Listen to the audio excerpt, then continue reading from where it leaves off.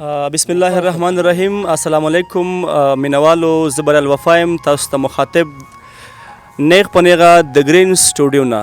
نن د اشفاق بی په ځای زه ناست یم، ما قبضه کړې ده او ډېره مننه، ډېر شکریه ادا کوم. نو په دې هیله او په دې امید تاسو روغ او جوړ یاستئ او د ژوند په ښه شوبه کې واستئ. مننه کورودان. زه اوس دعوت ورکوم داسې یو شخصیت ته، داسې یو شاعر ته چې ډېر ښایسته او ډېر ښکلی نظم لیکي، ډېر ښه شاعر دی، زموږ مشر دی. او د اشفاق صاحب په اجازه، د شمشاد صاحب په اجازه، د مشرانو په اجازه دعوت ورکوم خپل محترم مشر حاجي ګل سید صاحب چې راشي موږ سره مرکه کې حصه والي او خپل نظم موږ سره شریک کړي. حاجي ګل سید صاحب ستړي مه شئ، په خیر راغلی. السلام علیکم، ډېره مننه، ډېره شکریه وفا صاحب، الله دې خوشحاله او کامران لاره. حاجي صاحب ستړي مه شئ، په خیر راغلی زموږ پروګرام ته. حاجي صاحب پوښتنه مو دا ده چې ژوند مو څنګه روان دی؟ ژوند هلې ځلې څنګه روان دی؟ ژوند ښه روان دی؟ یاره ډېر شکر دی، ډېر خوشحال ژوند روان دی. زه وایم چې زه د ځان په شانتې خوشحال کس په دې اوسنۍ معاشره کې ډېر کم محسوسوم. لکه د ناوې چې سړی اوچت کټ کې ناست دي او هغه ته تیار هر څه راځي، نه څه په سر بوجي، نه څه بل څه پریشاني، نه ته څوک څه غواړي. نو دې نه ښه ژوند به بل څه کیدی شي. ماشاءالله، الله مو دغسې تر تازه ساته او خوشحاله اوسئ. ادبي هلې ځلې مو څنګه روان دي؟ ادبي هلې ځلې دې متعلق ته څه ووایي؟ مینوال ته یې ووایي. ادبي هلې ځلې دا ټول ستاسو د ملګرو محتاج دي.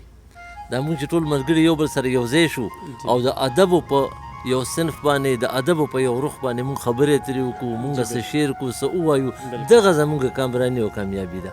نو زموږ د ادب یوازې یو کس ځان ته ادیب هېڅ کمال نه دی، نه د هغه ادب هغه دی چې هغه شعر شي، هغه روزي، هغه ملګرو سره خبرې اترې وشي، ملګرو سره په هغې ډسکس وشي.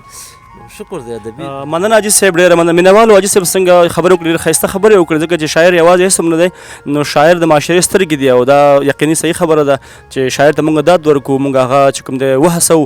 نو یقینا چې دا ډېره ښکلې خبره وکړه. نو ډېرې خبرې مینوال نه کوو، ستاسو سره نیغ په نیغه د ګرین سټوډیو نه خبرې کوم او غواړم چې حاجي صاحب تاسو ته خپل یو نظم وړاندې کړي. حاجي صاحب نظم مینوال ته واوروئ چې مینوال ستاسو په تمه دي او ستاسو مینوال هم ماشاءالله چې ډېر دي، ځکه چې تاسو ډېر ښایسته نظمونه لیکئ. نو موږ ته خپل نظم واوروئ. ډېره مننه، ډېره شکریه وفا صاحب. دا یو نثري نظم دی. جی ارشاد. موضوع یې د ارمان بلنه.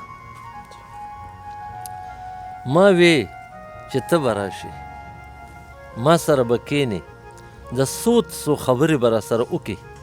ستا د راتلو مې ډېر ارمان و، هر څه ډېر دي، حسن او زدنې بې شمېره دي، خو زما دې غمجن زړه کې ته یې، صرف ته یې. ستا نه بغیر مې په هیچا سود نه کېږي.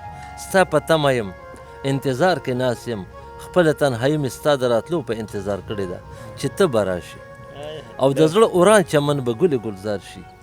د بېوسۍ د یادونو هغه دروند پڼ به مې لږ سپک شي او ستا د هجران هغه سوي دردونه به لږ په کلاره شي.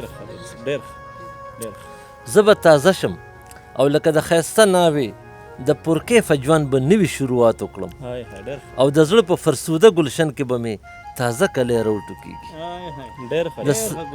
د سفر ستړې لارې به دمه شي او د مینې انتها ته به د رسېدو نوې تکل شروع شي.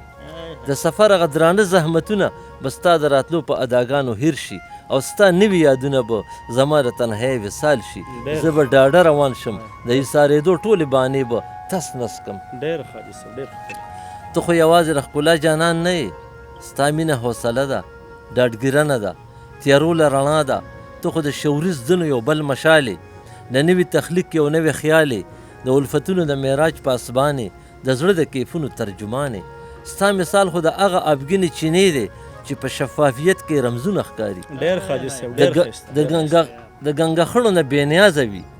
ته خو هغه مسته لیلا یې چې د مجنون د لوړ مقام سرچشمه یې او د مجنون د لیوانتوب د بقا یو قیمتي لالې. ډېره مننه.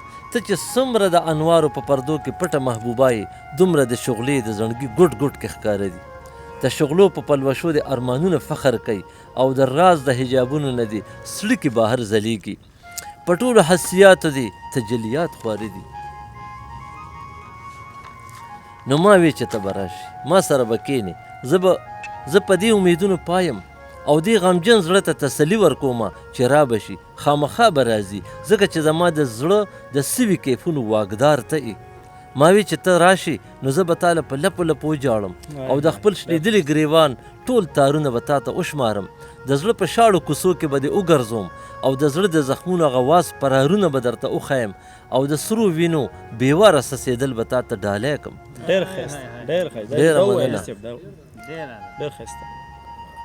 ما وی چې ته راشي نو زه به تاله په لپو لپو وجاړم او د خپل شلېدلي ګریوان ټول تارونه به تا ته وشمارم ډېر ښایسته. او د زړه په شاړو کوڅو کې به دې وګرځوم او د زړه د زخمونو هغه واز پرارونه به درته وښایم او د سرو وینو بېواره څڅېدل به تا ته ډالی کړم او زما د سوي ارمان په آینه کې به د خپل جمال شغلي وویني.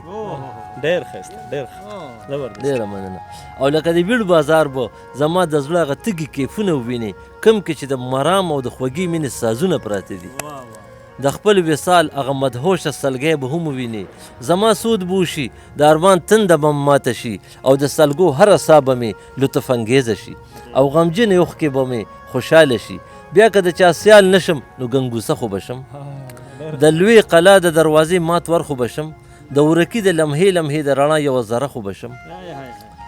خو افسوس چې ته رانغلې خو افسوس چې ته رانغلې. ډېره مننه. ډېره مننه. چې کوم د هر انسان یو کیفیت دی او پاتې دی کلام پاتې دی. تاسو خبرې لا بیا وروسته وکړئ. کلام پاتې دی نور اورو. تاله تکلیف در کوم معذرت کومه. هېڅ خبره هېڅ مونږ دپاره د خوشحالۍ سبب دی. خو افسوس چې ته رانغلې. ستا په خیال کې زه ومه ته مخلص یې رښتونی ته راتلې خو ستا د عظمت هغه دنګ معیارونه زما د لارې خرنډ شول. ډېر او ستا د حسین رخسار د نوراني تندي په کرښو کې شاید چې زما د قسمت هغه تته کرښه نوره هم تته شوې وه او نه مې د سلګو په زړه کې هغه توانو چې ته یې ناکلاره کړې وي. خو زه خیر زه به ستا لارو له ګورم. ستا د راتلو لا تمه لا نه خورم. کیدای شي احساسونه پې وخوري ارمانونه نور هم بېقراره شي د تنهایۍ پروازونه لا نور اوچت شي او تا زما وصال ته لیواله کړي. که چېرې داسې ونه شوه ستا د دیدن ارمان مې پوره نه شو بې اثرې پاتې شوم نو زه به نور هم ترمې شم. زما د سلګو هغه کمزورې حوصلې به ریچې شي د امیدونو هغه آبادې لارې به لا شاړې شي او د سترګو هغه سوې نم به نور هم لمبه شي. د ژوند هره لمحه به مې د ناکامۍ تصویر شي او تنده به مې د فرحت د عمرونو سوې تندې نه لا هم سیوا شي. غر سوری کول به د انجام ننداره شي او د شیرینۍ د خوږ محبت نامراده ارمان بشم او د زړګي د امیدونو هغه بې نوره شمې به همیش دپاره مړې شي او هغه په ناز پاللي شوي ارمانونه به تس نس شي. په ژوندونې به مړی وښکارم او اخر ستا د یادونو د غم زنځیرونه به ما د مرګ بېوسه خولې له بوځي. بیا به د منونو خاورو د لاندې شم د همیشه دپاره به فنا شم او بیا به هیر شم خاورو سره به خاورې شم هېڅ نښه به مې پاتې نه شي.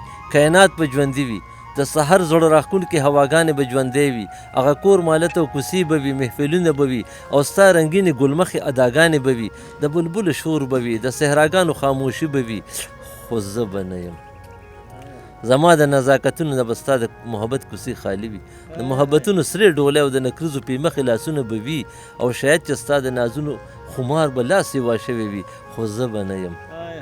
یو ځل درته بیا وایم چې ګلې لږې شېبې له راشه چې د مور د غېږه پخوانی ارمان کوم چې د ماشوموالي راسې ما د زړه په وینو پاللی دی کوز کم.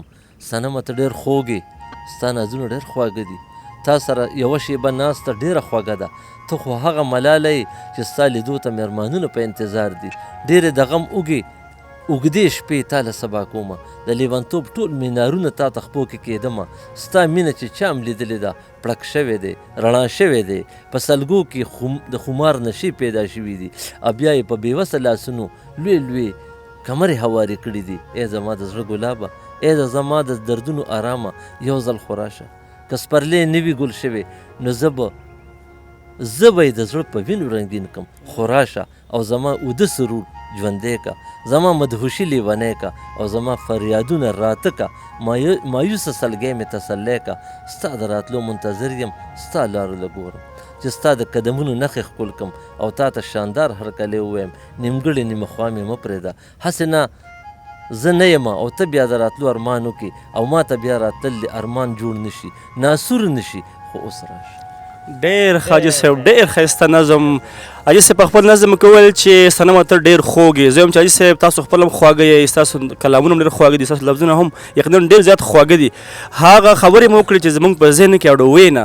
شمشاد صاحب تاسو څه وایي؟ نظم ډېر ښایسته نظم نه یاره زه به دا خبره وکړم یقینا چې حاجي صاحب دا به وایم چې په دې خاوره کې یقینا چې هغه بصري دي چې د هغوی دا چنګاري چې دي دا د زړونو دا درشلې ریزه ریزه کي، او کم عاشقان او کم خلک چې دي او کم مینې والا خلک چې دي یقینا چې هغه بالکل حق حیرانه او ګوته په خوله ورته پاتې شي څنګه چې ورته موږ پاتې شو.